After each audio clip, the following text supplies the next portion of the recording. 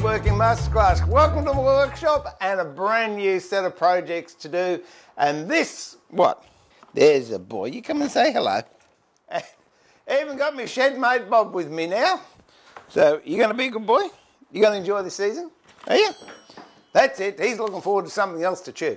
And what I've called this set of projects is the Marta B Pencil Case Collection. And if you're wondering where I got the name from, what I'm doing is, with the sponsors I have through Patreon, which you can check out there, I put them in a drawer, and every time I come up with a new set of projects, I name whoever comes out of the drawer. So this particular season is the Marta B Pencil Case Collection. The next one I'm doing after this, which is several weeks away, is the William Davis cabinet. And Billy is another one of my sponsors, and I appreciate all of your sponsorship and really look forward to having more interaction with you over the coming months. So there you go. If you want to run the risk of getting a project named after you, please check me out at Patreon. And if you'd like to subscribe, there are some other benefits. This YouTube video is a shortened version of a much longer video that I then post on my Patreon page. And all my patrons can download that video free of charge for up to 1 month after it's been posted. So there's a few advantages to getting on board. Anyway, back to the project. Instead of getting straight into it and starting out with a complicated looking box like this, what I'm going to do is start at the very, very basics. Pencil case 101 if you like. But don't be disheartened. What I want to do is do the very simple one and then just change one or two things every time I make a different pencil case. And there's about 8 or 9 that I've got planned to make here. And each one takes you a little more advanced in the techniques. Just a length of timber. Now, the sizes, you work out what size you want. Now, first of all, let's move this off the bench. And later on what I'll do, we'll actually be doing a couple of veneered ones. So you'll learn how to do veneer and work with this beautiful ambonia burl. So the first thing I've got to do with this piece of timber, because I've dressed it and it's nice and square, is put a slot in the top because I want to have a sliding lid. Now the sliding lid, I've just got some very basic material here. That's a piece of 3mm MDF.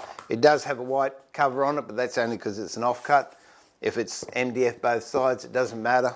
Or a piece of plywood, or what's that other stuff, masonite, anything like that will be fine. And this is actually a piece of Perspex, and it's the same thickness as this. So what I want to do is find the thickness of these bits of material and then cut a slot a fraction over that thickness in the side here. I'm going to use a table saw, which I'll go over to shortly. But if you don't have a table saw, there are a couple of methods you could use. You can use a chisel, which is very, very time consuming. This is a favourite of mine. It doesn't really get that much publicity anymore, and it's a precursor to the router, I suppose. But the old Stanley 45s. Now, with that, you get a range of different cutters, and I'm using the 1/8 cutter or 3mm cutter. And I'll show you how this one works. And I'll give a plug to my H&T Gordon end vise, and then it's a question of getting the 45, having it set up, and I start at the far end and then gradually work my way back. As I plane, I move further and further up the board.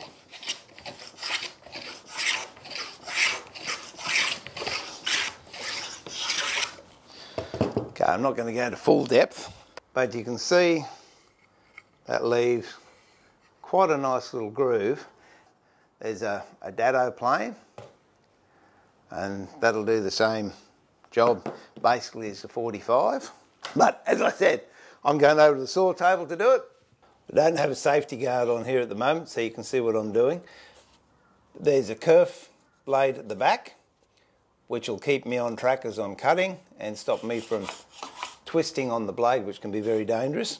The height of the blade I have set So it is just over halfway of the thickness of this bit of timber, because that's how deep I want the slots.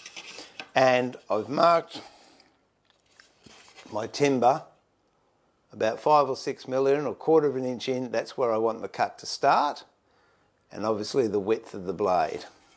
So what I use here initially is I put my hand there, I feed it through, and then you can use a push stick to finish the cut.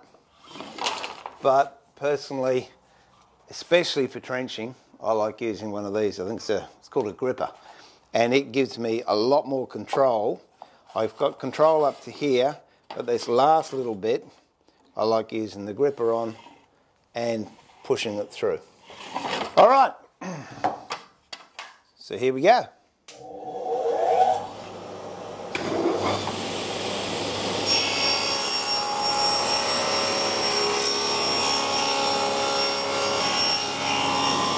And that's about as complicated as this pencil case 101 gets. Make sure your end's nice and square, which it is. Now I'm going to have these about 230 deep, so I'll come down here, what's that, 239 inches. Put a mark. And then from the other end, I want it to be about 80 wide. Here's the reason that I've only got 2 marks.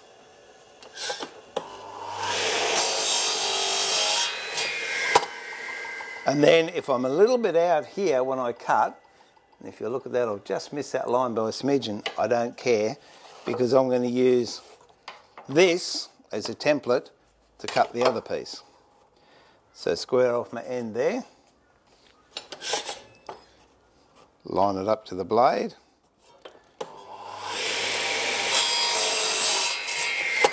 And then I know those 2 pieces are exactly the same length. Same with the ends. And there you have it, 4 pieces. But there's a bit of a problem, because if we glued it up like that, there's no room for the lid to slide into.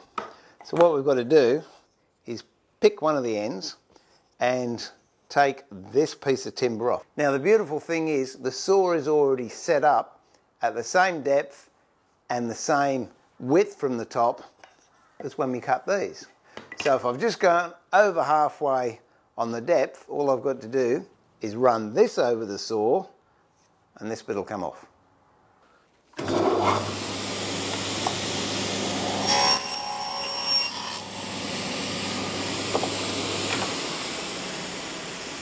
And there we go, a big bit and a little bit.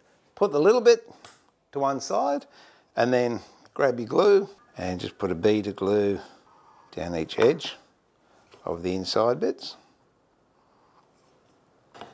Then line them up.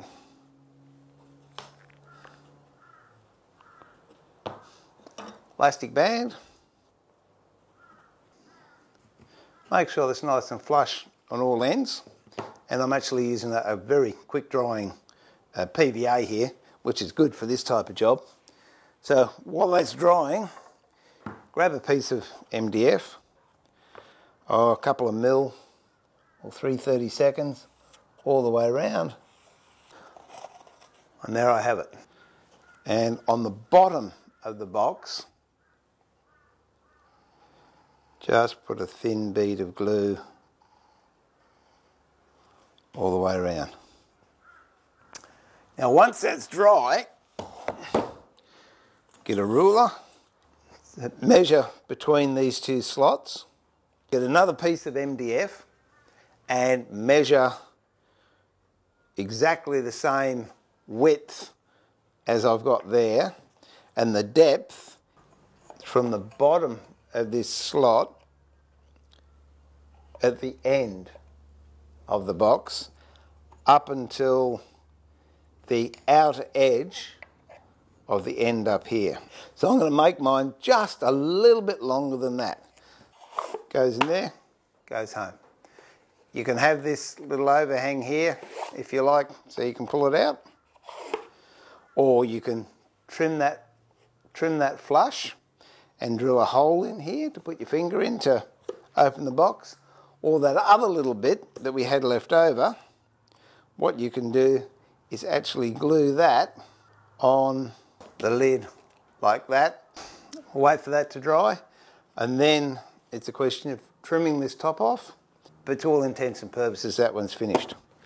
Okay, that's 101, and I'm sorry if I'm boring some of you that know how to do that one, but I thought, as I said, I'd like to start at the very beginning and then one or two changes along the way. It's absolutely unbelievable what you can do. The drawbacks with this particular box, in my opinion anyway, is it's ugly. For starters, you've got holes here and here, and you can see the bottom there. It's a very basic one, and it'd be a great project for the kids. However, the next level up from that, what I'm going to do is another piece of timber, similar size to this, and same thing, I'll cut a slot on the table saw, and then I'll cut them to size, and then the two long bits, I'll cut slots in the side, and also I'll take the top off one end.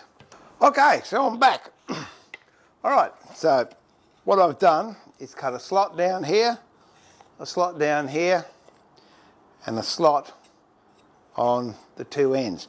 Now the width of this slot has to be just a fraction deeper this way than the width of this timber.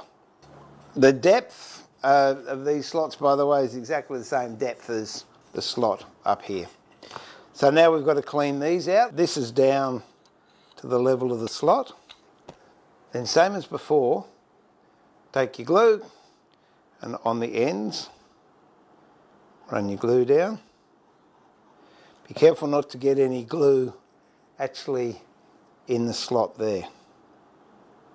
Well, one of the positives about this particular construction is you can push it home on the ends and you know it's going to be square, whereas this one, if you push too hard, it'll go in and it's not square. So this locates it nicely. Push it down hard and in.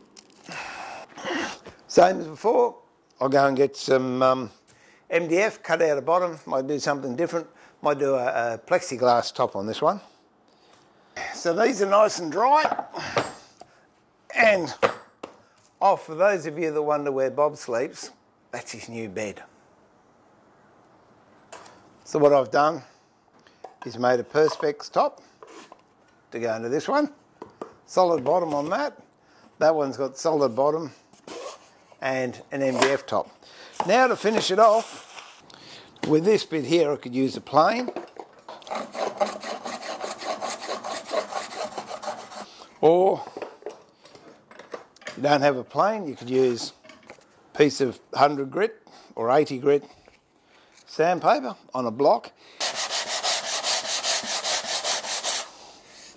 As you can see with MDF, it doesn't take long at all. That's two very, very basic pencil cases. But what I don't like about these, first of all, this one, as I said a while ago, it's got these holes here and you've got this end grain showing here. Plus, you've got a solid base that sticks out. So what we did on the second model to improve it, we had a lap joint which got rid of these square holes here, and it also decreased the amount of end grain that was showing.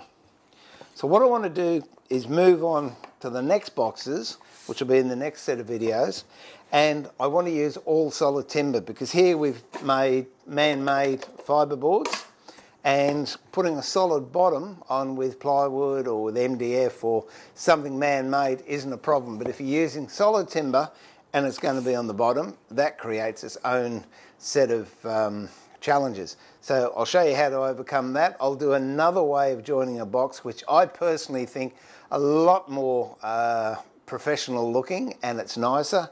However, it does have a couple of shortcomings and I'll tell you about those too. So for the moment, welcome to the Martha B pencil case range projects, and I look forward to having you in the shed again soon. Bob's still fast asleep, so this is Steve pulling the shed door down and saying, remember to keep it sharp, but more importantly, keep it safe, enjoy your woodwork, and if you'd like to see the full versions of this YouTube video, please log on to Patreon, check us out there, find out how you can see these videos for nothing and download them for free. And I look forward to seeing you in the shed soon. Bye for now.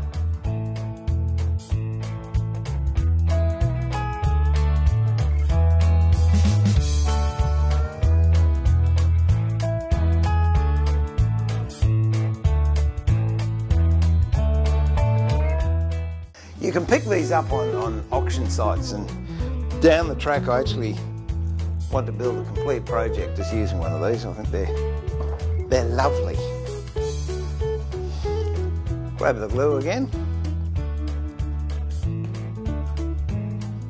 Whoops.